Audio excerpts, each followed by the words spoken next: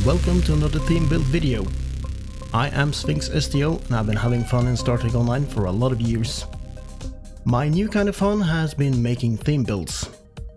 In this video I will show you my theme build for the Legendary Command Eploration Cruiser, also known as the Ross class. And if you want to see more of what I do, you can subscribe to the channel of course, and you can also find me on Twitch where I stream Star Trek Online and some other games. And if you are really interested, you can also join my Discord. The links to that is down below.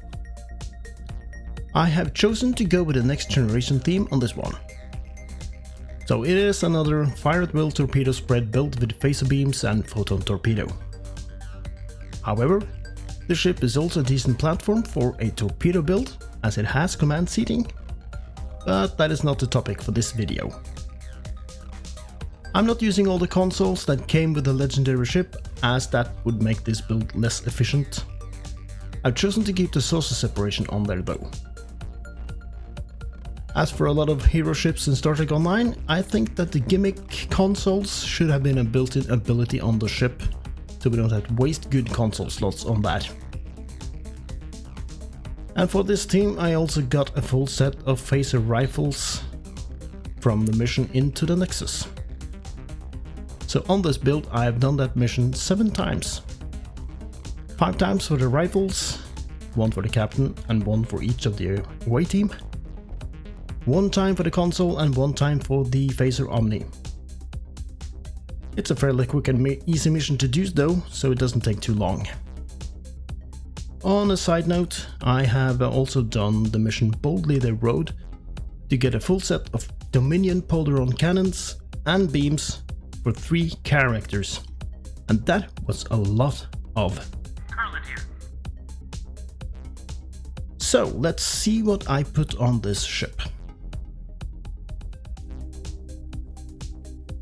Since I've been around since the game became free to play, I have done quite a few of the events over the years, and I have a lot of event reclaims that I can put on different builds. So some of these things you might not have access to immediately now, but then you can just replace them with whatever you have. In the front of the ship we have the Terran Task Force phaser beam array from the Terran Task Force Reputation Tier 6. We have an event beam, that's the Prolonged Engagement phaser beam. We have a Fleet phaser beam array from the Fleet Starbase. And then we have the Event Prolonged Engagement Photon Torpedo. And this one also has a 180 targeting arc.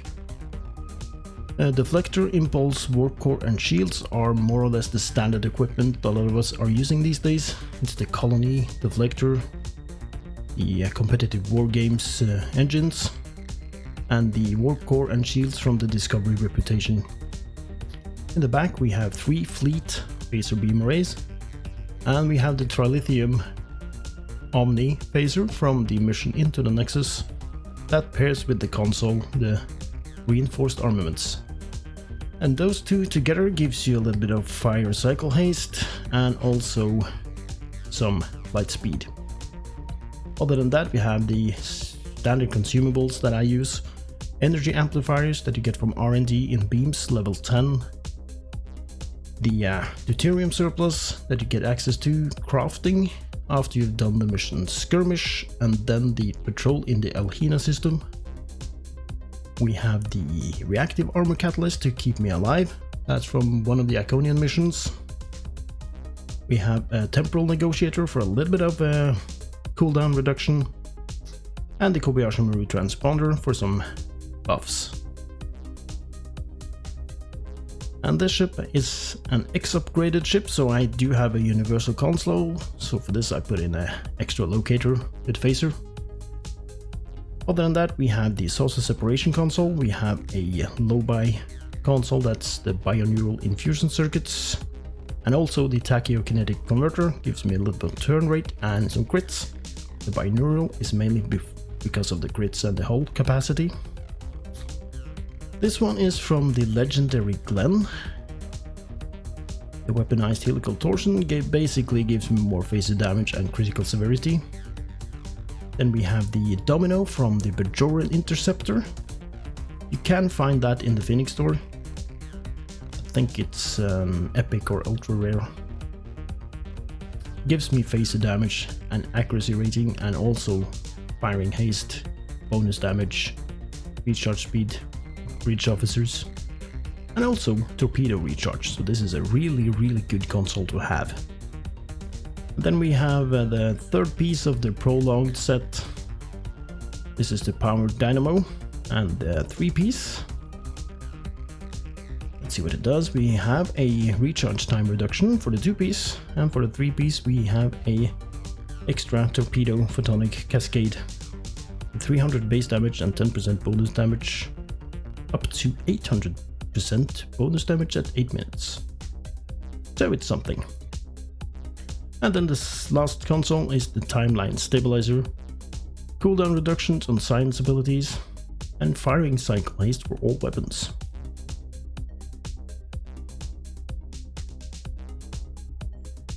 On the stations, this is somewhat a standard layout for a ship like this.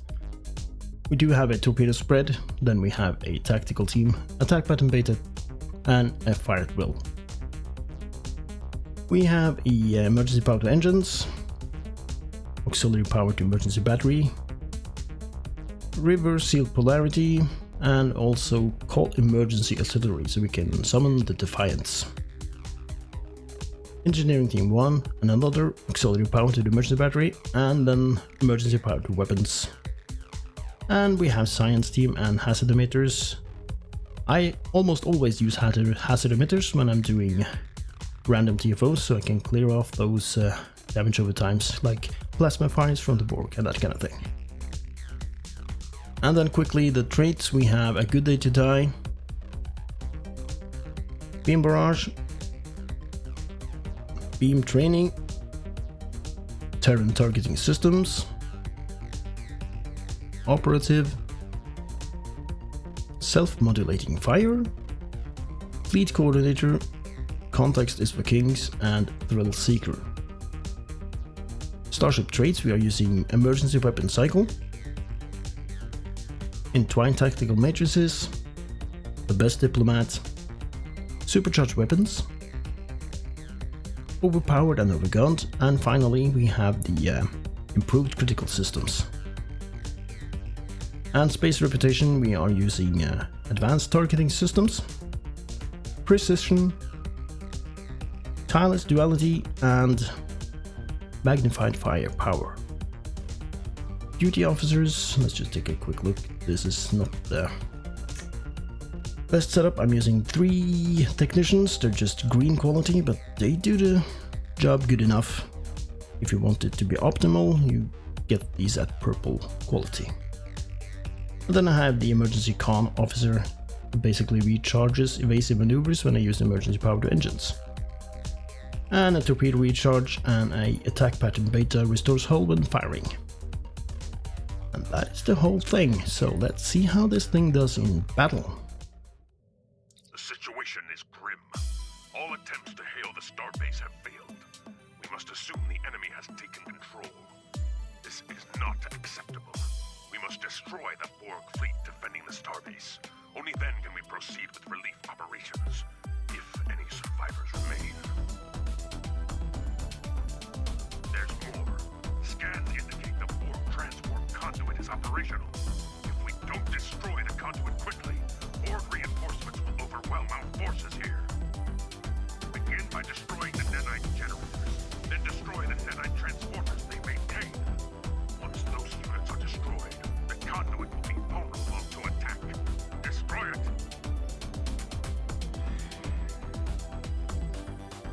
Scanning the nanite transporter. Gun. Additional data is available.